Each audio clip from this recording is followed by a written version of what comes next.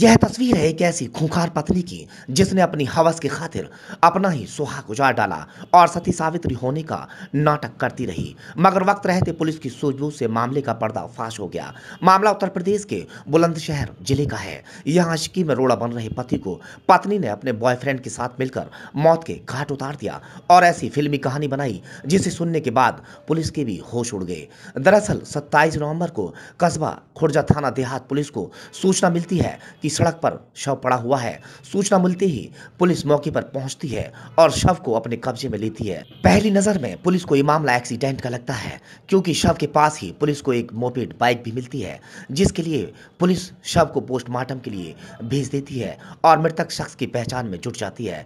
आखिर में मृतक की पहचान थाना चोला के धमेड़ा गांव के रहने वाले 28 साल पवन कुमार के रूप में होती है।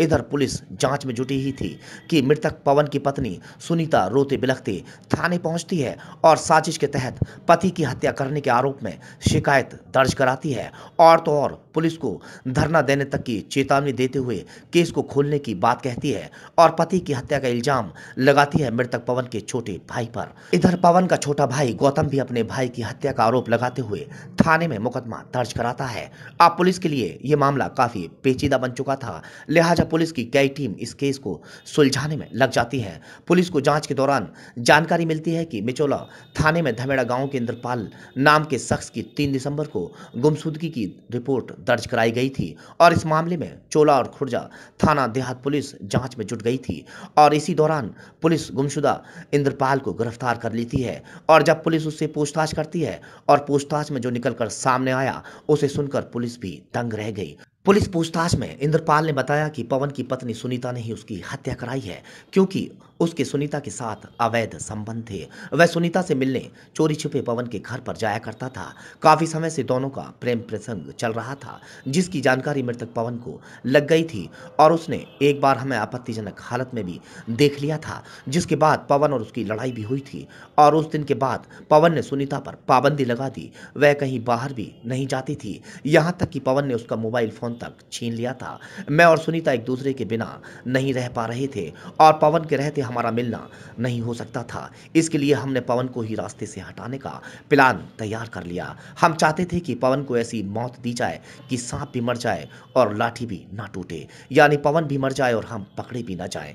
और इस प्लान में उसने अपने एक दोस्त को भी शामिल कर लिया और उसे मोटी रकम देने का वादा किया और फिर प्लान को अंजाम देने के लिए 27 नवंबर की रात को पवन को बहाने से मिलने के लिए बाहर बुलाया और इसके बाद उसके दोस्त के साथ मिलकर पवन के सिर में लोहे की रॉड से हमला कर दिया। पवन के सिर में तब तक वार किए गए जब तक कि वह लहूलुहान होकर गिर नहीं गया।